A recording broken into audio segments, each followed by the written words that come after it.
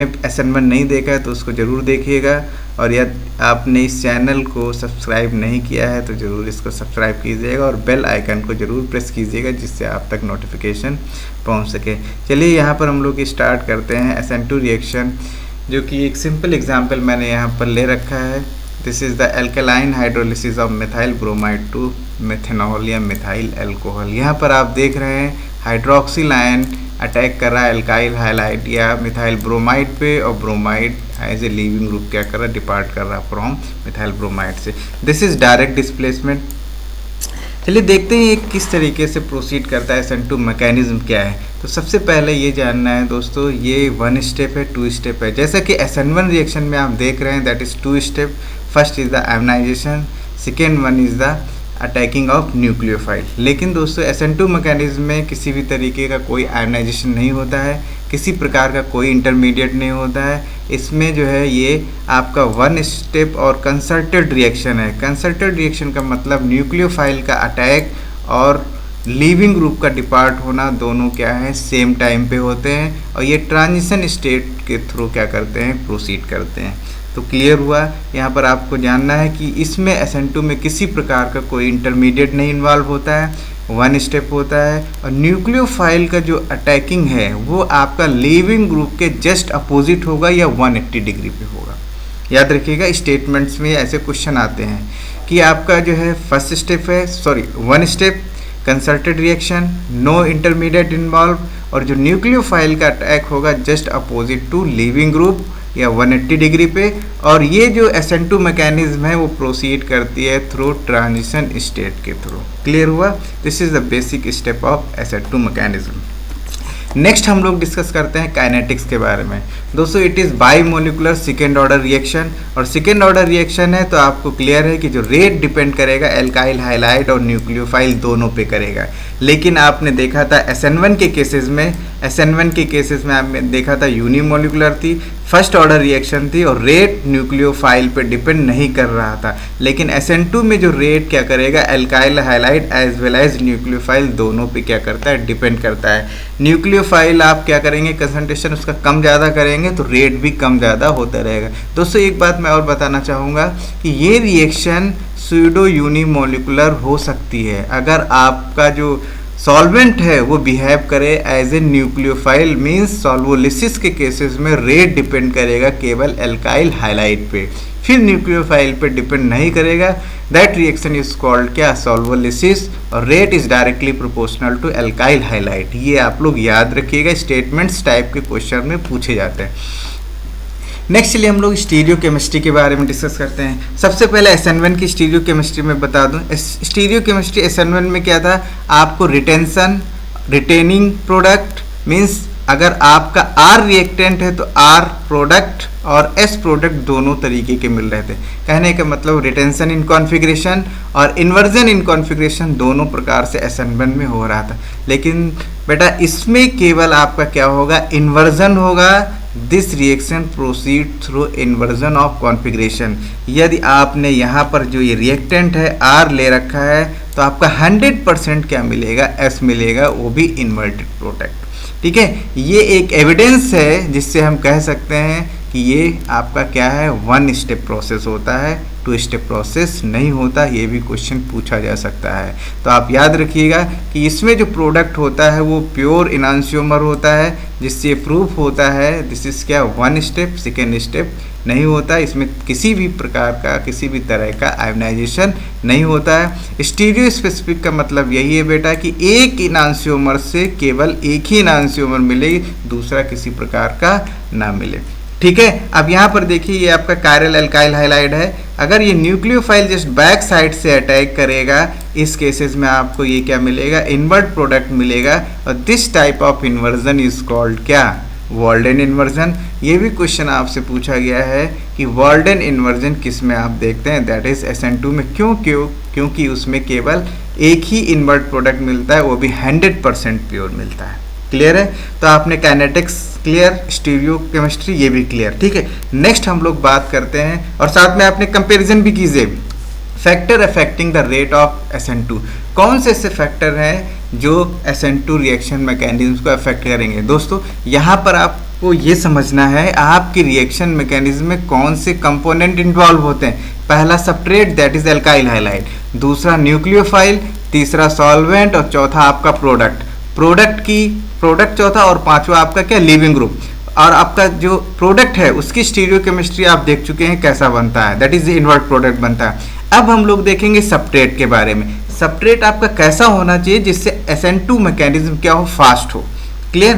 तो सबसे पहले मैं यहाँ डिस्कस करूंगा एलाइलिक और बेंजाइलिक सिस्टम के बारे में। देखिए एलाइलिक बेंजाइलिक सिस्टम के बारे में मैं क्यों डिस्कस यहाँ कर रहा हूँ, क्योंकि एलाइलिक और बेंजाइलिक सिस्टम जो है SN1 में भी मैंने डिस्कस किया था, क्योंकि ये दोनों तरह की रिएक्शन देते हैं, SN1 भी देते हैं, SN2। यदि आपने SN1 नहीं देखी तो आपको ये लगेगा कि SN2 ही केवल देते हैं। अगर आपने SN2 नहीं देखी या पढ़ा तो आप ये लगेगा कि केवल ये SN1 ही देते हैं। इसलिए आप SN1 SN2 दोनों पढ़िए और कंपैरिजन कीजिए। और आपको मैं बताऊं SN1 reaction proceed through carbocation, ठीक है। तो यहाँ पर देखिए एलाइलिक और बेंजाइलिक यहाँ पर भी हैं, वहाँ पर भी थे। तो वहाँ पर एलाइलिक बेंजाइलिक सिस्टम क्या कर रहे थे, कार्बोकैटायन को स्टेबलाइज कर रहे थे। लेकिन यहाँ पर क्यों है, यहाँ पर इसलिए है बेटा क्योंकि आपकी ये जो रिएक्शन है SN2 ये ट्रांजिशन स्टेट के थ्रू प्रोसीड होती है, और ये दोनों एलाइलिक और बेंजाइलिक सिस्टम क्या करते हैं, इंक्रीज करते हैं because of resonance in the transition state. Transition state में आपका जो है रेजोनेंस होने की वजह से ट्रांजिशन स्टेट क्या हो जाती है, आपकी एनर्जी लोअर हो जाती है, और जिसकी वजह से वो सिस्टम क्या हो जाता है, स्टेबलाइज करता है, और रिएक्शन क्या हो जाती है, इन्हेंस करती है। रेट क्या होता है, इन्हेंस होता है। तो इस चीज़ को याद रखना है। एलाइलिक और बेंजाइलिक सिस्टम जो है वहाँ पर SN1 में कार्बोकैटायन को स्टेबलाइज कर रहे थे, यहाँ पर TS ट्रांजिशन स्टेट को क्या करते हैं, स्टेबलाइज करते हैं, जिसकी वजह से इन दोनों में दोनों प्रकार की आपको रिएक्शन मिलेगी। अगर जो एग्जाम्पल मैंने यहाँ पर ले रखा है एलाइल ब्रोमाइड, आप देखेंगे तो इसकी जो रिएक्टिविटी है इन SN2 मैकेनिज्म में करीब 40 टाइम्स फास्टर है किससे, एन प्रोपाइल ब्रोमाइड से। अब देखिए यहाँ पर एलाइल ब्रोमाइड कितना एल्काइल हाइलाइड से हमेशा क्या है, फास्ट रिएक्शन देगा, दोनों तरीके की SN1 SN2। क्यों देगा ये मैंने आपको एक्सप्लेन किया।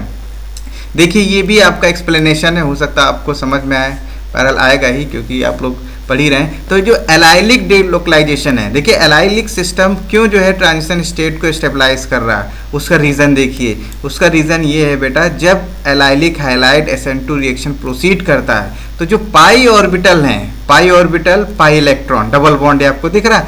तो जो न्यूक्लियोफाइल आप देखेंगे, न्यूक्लियोफाइल ट्रांजिशन स्टेट में 50% मतलब 50% न्यूक्लियोफाइल अटैच होगा कार्बन से, और जो लिविंग ग्रुप है वो भी 50% क्या होगा, कार्बन से अटैच होगा, इस तरीके से।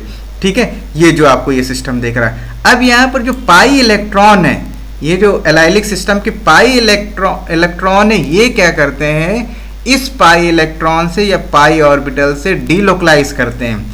कहने का मतलब ये है कि जो डबल बॉन्ड क्या है, इन पाई इलेक्ट्रॉन में के कॉन्जुगेशन में है।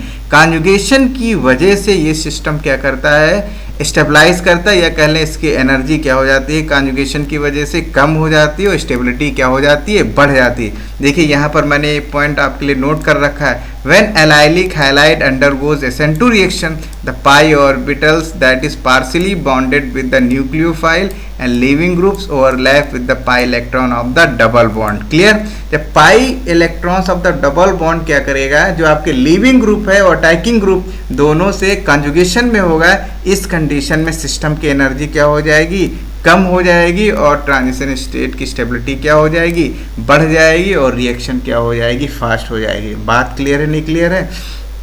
क्यों फिर से मैं बोलता हूँ यहाँ पर कि एलाइलिक सिस्टम क्या कर रहा है, यही कंडीशन बेंजाइलिक में भी होगी, एलाइलिक में भी होगी, बेंजाइलिक में होगी। एलाइलिक में भी आपका क्या है, ये जो पाई इलेक्ट्रॉन है ये इसके साथ क्या है, कॉन्जुगेशन में है, लीविंग, और देख रहे हैं ये दोनों अटैच है इसके साथ कॉन्जुगेशन में। इस कॉन्जुगेशन की वजह से क्या है, स्टेबिलिटी बढ़ जाती है, और एनर्जी क्या हो जाती है, कम हो जाती है। और सेम जो है रीज़न किसका है, बेंजाइलिक का है, जिसकी वजह से क्या है, आपकी स्टेबिलिटी बढ़ जाती है और रिएक्शन प्रोसीड हो जाती है। अब एक मैं एग्जांपल यहाँ पर आपको देता हूँ।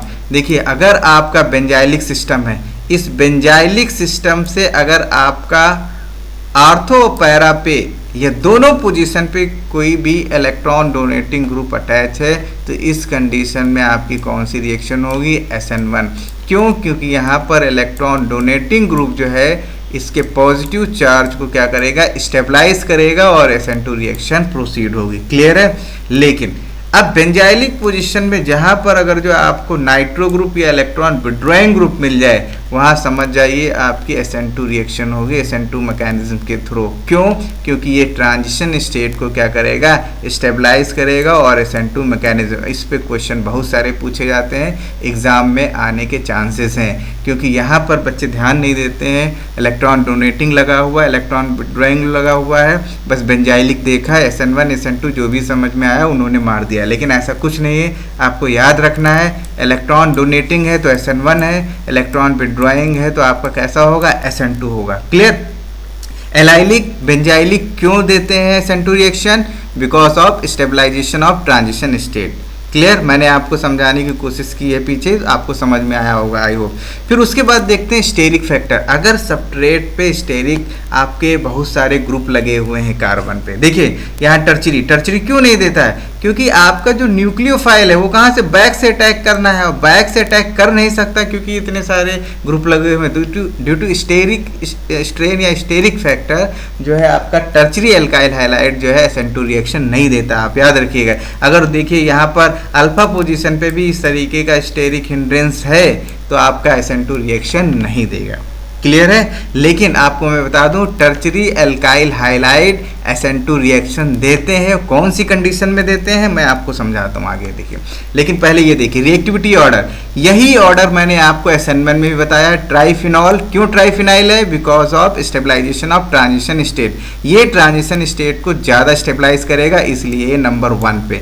2 पे आपका डाइफिनाइल है, और 3 पे आपका क्या है, बेंजाइल है, और 4th पोजीशन पे देखिए एलाइलिक है। अब 5th वाला ऑर्डर यहाँ चेंज हो गया। SN1 में क्या था, टर्चरी था, लेकिन यहाँ पर क्या आ जाएगा, प्राइमरी, और प्राइमरी से पहले क्या आएगा, मिथाइल। इसमें मिथाइल नहीं दे रखा मैंने, ठीक है। यहाँ पर 5th पोजीशन पे, और 6 पे देखिए आपका क्या है, सेकेंडरी, और 7 पे क्या है, टर्चरी। क्लियर है ये सारे रीजन क्लियर होने चाहिए, क्योंकि क्वेश्चन जो है रीजनिंग से ही बनता है। उसके बाद देखिए अगर आप कोई भी ऐसा एल्काइल हाइलाइड है जिसके अल्फा पोजीशन पे कार्बोनिल प्रेजेंट है, तो वो सबसे बेस्ट सबस्ट्रेट माना जाता है फॉर द SN2 मैकेनिज्म। और याद रखिएगा अगर कहीं उस पे इलेक्ट्रॉन विड्रॉइंग ग्रुप लगा हुआ है तो सोने पे सुहागा सबसे बेस्ट आपका होगा, because you know electron withdrawing group जो है ट्रांजिशन स्टेट की स्टेबिलिटी को क्या करता है, इनहेंस करता है। क्लियर है। चलिए एग्जाम्पल देखते हैं। अब यहाँ पर देखिए ये आपका 5th नंबर का बेंजाइल था। देखिए ये CH2X है, और यहाँ पर एक हाइड्रोजन जो है, एक हाइड्रोजन हटके यहाँ पर ये देखिए ये मोइटी लगी हुई है। अब यहाँ पर देखिए अल्फा पोजीशन पे क्या है, कार्बोनिल ग्रुप लगा है। अब ये कार्बोनिल ग्रुप क्या कर रहा है, इलेक्ट्रॉन विड्रॉइंग है, तो यहाँ पर ट्रांजिशन स्टेट को क्या करेगा, बहुत ज़्यादा स्टेबलाइज करेगा, इसलिए इसकी रेट क्या होगा, बहुत ही फास्ट होगा। ठीक है। फिर देखिए 4th नंबर पे ऑक्सीजन लगा हुआ है। ऑक्सीजन की क्या है, लोन पेयर इलेक्ट्रॉन है ये आपका, ठीक है। 3rd पे देखो ये आपका बेंजाइल और मिथाइल दोनों की लगभग जो है एक ही सेम लगभग जो है आपका क्या रेट रहता है, इसलिए 3 और 2 मैंने इक्वल लिखे। और फिर 1st पे आपका क्या आएगा, एलाइलिक सिस्टम आएगा। मैंने यहाँ पर देखिए पॉइंट लिख रखा है, टर्चरी एल्काइल हाइलाइड भी आपको क्या देगा, SN2 रिएक्शन देगा अगर उसकी अल्फा पोजीशन पे कार्बोनिल ग्रुप लगा हुआ है। दोस्तों याद रखिएगा, ऐसा ना हो कि टर्चरी एल्काइल हाइलाइड देखा तो आपने SN2 को कट कर दिया। नहीं, SN2 नहीं होगा अगर उसकी अल्फा पोजीशन पे कार्बोनिल ग्रुप लगा हुआ है। क्लियर है, याद रखिएगा। नेक्स्ट देखिए फैक्टर हम लोग डिस्कस करते हैं सॉल्वेंट इफेक्ट का। सॉल्वेंट इफेक्ट के बारे में मैंने आपको बताया था SN1 मैकेनिज्म में कि आपका कैसा होना चाहिए, पोलर प्रोटिक सॉल्वेंट जो है क्या करते हैं, रेट ऑफ रिएक्शन को इंक्रीज करते हैं। लेकिन यहाँ पर पोलर अप्रोटिक सॉल्वेंट जैसे आपके DMF है, DMSO है, HMPT है, इस तरीके के जो आपके पोलर और अप्रोटिक सॉल्वेंट है वो क्या करेंगे, SN2 के रेट को क्या करेंगे, इनहेंस करेंगे। क्लियर है। अब देखिए प्रोटिक सॉल्वेंट में मैंने आपको ये ऑर्डर बताया था हाइलाइट का, आपका आयोडाइड, ब्रोमाइड, क्लोराइड, फ्लोराइड। लेकिन अप्रोटिक सॉल्वेंट में जस्ट इसका अपोजिट होता है। मैंने आपको रीज़न बताया था क्योंकि आप जो प्रोटिक सॉल्वेंट होते हैं वो हाइड्रोजन बॉन्डिंग के थ्रू क्या कर लेंगे, इसको बाइंड कर लेंगे, जिसकी वजह से ये छोटा रहता है। इसके चारों ओर जब इसको स्टेबलाइज कर लेगा पॉजिटिव चार्ज, तो ये एज ए न्यूक्लियोफाइल की तरीके से बिहेव नहीं कर पाएगा। ठीक है, अप्रोटिक सॉल्वेंट में किसी भी प्रकार की कोई भी हाइड्रोजन बॉन्डिंग नहीं रहती और फ्लोराइड फ्री रहता है, जिसकी वजह से ये अटैक करता है और आपको SN2 रिएक्शन देता है। याद रखिएगा, अगर आप पोलरिटी इंक्रीज करते हैं, क्वेश्चन पूछा गया है, अगर जो पोलरिटी आप इंक्रीज करेंगे तो रेट किसका SN1 का इंक्रीज होगा और SN2 का क्या होगा, डिक्रीज होगा। ये पोलरिटी का आपको याद रखना है। नेक्स्ट आपका नेचर ऑफ लीविंग ग्रुप, ये भी आपको मैंने बताया था SN1 में कि nature of leaving group, good leaving group क्या होगा, SN2 रिएक्शन फास्ट देगा। ठीक है, क्यों फास्ट देगा, क्योंकि आपको जैसे पीछे से अटैक करेगा और लिविंग ग्रुप को निकलना रहेगा। वीक होगा तो निकल ही नहीं पाएगा, तो रिएक्शन ही नहीं होगी। ठीक है, तो नेचर ऑफ लिविंग ग्रुप में मैंने बताया था जो वीक बेस होते हैं वो स्ट्रॉन्ग या अच्छे लिविंग ग्रुप होते हैं। वो कैसे होते हैं, ये देखिए, जो आपके स्ट्रॉन्ग एसिड होते हैं उसके जो कांजुगेट होते हैं, कांजुगेट बेस, वो क्या होते हैं, गुड लिविंग ग्रुप होते हैं। उसमें मैंने आपको बताया था HI का कांजुगेट क्या हो जाएगा, HI का कांजुगेट आपका I- होगा। HI क्या है, स्ट्रॉन्ग एसिड है, तो I- क्या होगा, वीक बेस होगा। क्लियर है, तो यहाँ पर ये ऑर्डर आपको याद रखना है, मैंने SN1 में ही बताया था। फिर ट्राइफ्लोरोमीथेन सल्फोनिक एसिड, जो कि मैंने बताया था स्ट्रॉन्गेस्ट एसिड है, CF3SO3H, ये क्या है, स्ट्रॉन्गेस्ट एसिड है, तो इसका जो कांजुगेट बेस होगा वो कैसा होगा, गुड लिविंग ग्रुप होगा और वीक बेस होगा, और इसको हम लोग क्या बोलते हैं, ट्रिपलेट भी बोलते हैं। दोस्तों ये भी याद रखिएगा, जो कभी कभी क्या रहता है कि किसी भी ग्रुप में जैसे अल्कोहल वगैरह है, तो उसको हम लोग स्ट्रॉन्ग या अच्छा जो है लिविंग ग्रुप बना सकते हैं। ठीक है, उसको कैसे बनाएंगे नेक्स्ट वीडियो में मैं बताऊंगा इसको। फिर उसके बाद देखिए effect of the attacking nucleophile, ये इंपॉर्टेंट है क्योंकि न्यूक्लियोफाइल के बारे में हम लोगों ने SN1 में नहीं पढ़ा था। ठीक है, क्यों, क्योंकि SN1 में न्यूक्लियोफाइल पे जो है आपके SN1 रिएक्शन मैकेनिज्म डिपेंड नहीं करती थी, लेकिन यहाँ पर डिपेंड करती है, तो यहाँ पर हम लोग पढ़ रहे हैं। तो याद रखिएगा, जो स्ट्रॉन्गर न्यूक्लियोफाइल है वो क्या करेगा, SN2 रिएक्शन को फास्ट करेगा। जो स्ट्रॉन्गर न्यूक्लियोफाइल होगा SN2 रिएक्शन को फास्ट करेगा। और न्यूक्लियोफिलिसिटी और बेसिसिटी, दोस्तों इन दोनों में मैं डिफरेंस आपको बता रहा हूँ, मेरी बात को अच्छे से सुनिए। जो न्यूक्लियोफिलिसिटी होती है वो हम लोग देखते हैं विद रिस्पेक्ट टू कार्बन। ठीक है, जो न्यूक्लियोफाइल है वो इलेक्ट्रॉन को डोनेट करता है, किसको, इलेक्ट्रॉन पेयर को डोनेट करता है इलेक्ट्रॉन डिफिशिएंट कार्बन को। और बेसिसिटी जो है विद रिस्पेक्ट टू किसके देखते हैं हम लोग, हाइड्रोजन के। बेसिसिटी में जो इलेक्ट्रॉन पेयर डोनेट होता है वो हाइड्रोजन को होता है, और न्यूक्लियोफिलिसिटी में जो इलेक्ट्रॉन पेयर डोनेट होता है वो किसको होता है, कार्बन को होता है, इलेक्ट्रॉन डिफिशिएंट कार्बन को। याद रखिएगा, तो न्यूक्लियोफिलिसिटी जो डिपेंड करेगी सबस्ट्रेट पे डिपेंड करेगी, सॉल्वेंट पे डिपेंड करेगी, और पोलराइजेबिलिटी ऑफ द न्यूक्लियोफाइल पे डिपेंड करेगी। ये 3 फैक्टर हैं जिन पे डिपेंड करती है। ठीक है, दूसरा पॉइंट में आपको इंपॉर्टेंट पॉइंट याद रखिएगा, जो आपके कांजुगेट होते हैं नेगेटिव चार्ज्ड न्यूक्लियोफाइल, वो कैसे होते हैं, स्ट्रॉन्गर होते हैं देन किससे, कांजुगेट। जैसे मान लीजिए H2 है, H2 में H2O का कांजुगेट क्या होगा, OH- होगा, तो OH- क्या है, स्ट्रॉन्ग न्यूक्लियोफाइल है देन किससे, H2O से। इसी तरीके से NH3 का जो आपका NH2- कांजुगेट है, NH2- कांजुगेट क्या होगा, स्ट्रॉन्ग होगा देन किससे, NH3 से। बात क्लियर है ना। ठीक है, नेक्स्ट देखिए क्या है, ग्रुप में जो न्यूक्लियोफिलिसिटी क्या होती है, इंक्रीज होती है, आल्दो बेसिसिटी क्या होगी, डिक्रीज होगी। जो याद रखिएगा ग्रुप में, जबकि पीरियड में इतना खास नहीं है, लेकिन ग्रुप में जो न्यूक्लियोफिलिसिटी क्या होगी, इंक्रीज होगी। टॉप टू बॉटम आने पे न्यूक्लियोफिलिसिटी क्या होती है, इंक्रीज होती है, और बेसिसिटी क्या होती है, आपको डिक्रीज है, ध्यान देना है। जबकि हमने प्रोटिक सॉल्वेंट में आपको मैंने ये ऑर्डर पहले बता रखा है। इसी तरीके से देखिए सल्फर और ऑक्सीजन कंटेनिंग एनालॉग में, तो सल्फर की होगी ज़्यादा ऑक्सीजन से, और फास्फोरस की ज़्यादा होगी किससे, नाइट्रोजन से। ये न्यूक्लियोफिलिसिटी ऑर्डर है। लेकिन अप्रोटिक सॉल्वेंट में हाइलाइट का चेंज हो जाता है, हाइलाइट का चेंज हो जाएगा। क्यों, क्योंकि मैंने सॉल्वोलेशन मैंने बताया है, सॉल्वेशन में आपका क्या होगा, उस केस में जो आपके प्रोटिक सॉल्वेंट होगा वो हाइलाइट्स के आयंस को क्या करेगा, चारों तरफ से घेर लेगा और उसकी न्यूक्लियोफिलिसिटी को क्या कर देगा, कम कर देगा। लेकिन दोस्तों सल्फर और ऑक्सीजन के केसेस में ऐसा कुछ भी नहीं होता है और सॉल्वेशन इनका नहीं होता। और एक चीज़ मैं ये भी बता दूं, जो मोस्टली अनचार्ज न्यूक्लियोफाइल होते हैं, जिन पे किसी तरीके का चार्ज नहीं होता है, वो भी जो है आपके न्यूक्लियोफाइल होते हैं, उन पे भी किसी तरीके का सॉल्वेंट इफेक्ट नहीं होता। याद रखिएगा दोस्तों, हाइलाइड में सॉल्वेंट इफेक्ट होता है, सॉल्वेशन की वजह से न्यूक्लियोफिलिसिटी फ्लोराइड की ज़्यादा हो जाती है अप्रोटिक में, और प्रोटिक में आयोडाइड की होती।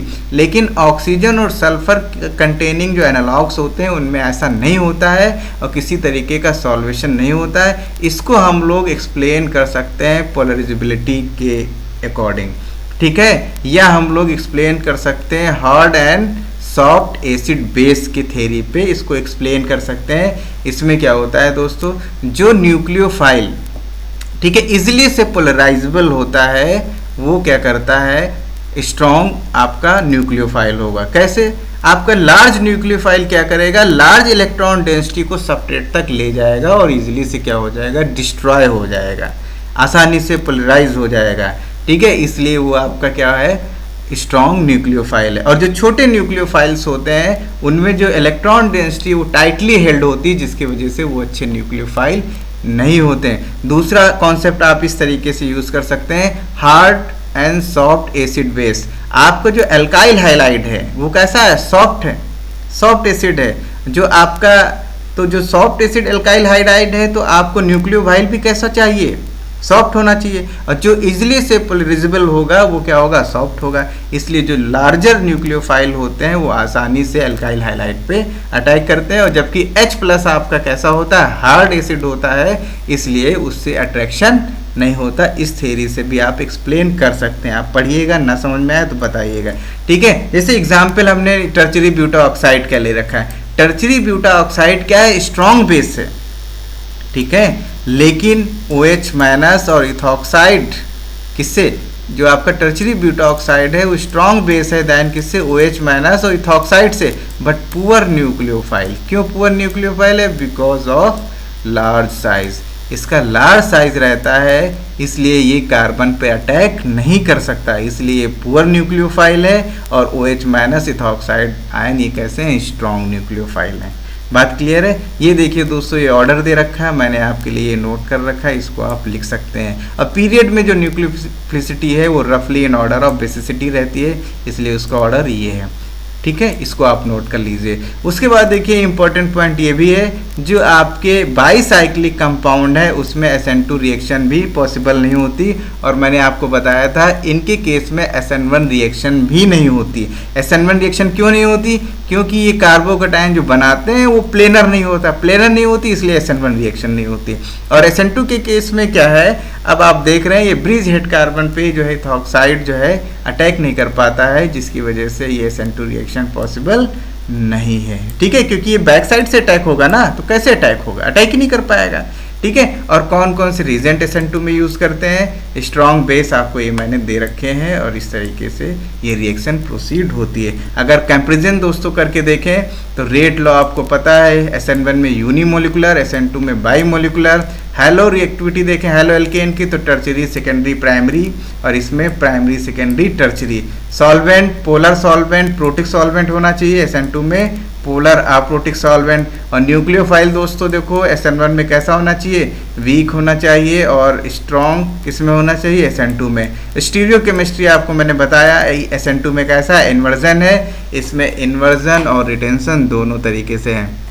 तो दोस्तों आप दोनों तरीके के SN1 SN2 रिएक्शन पढ़िए, उसका कंपैरिजन कीजिए और क्वेश्चन करके देखिए। अगर कोई भी क्वेश्चन नहीं आता है तो नीचे कमेंट बॉक्स में आप लिख सकते हैं, उसको मैं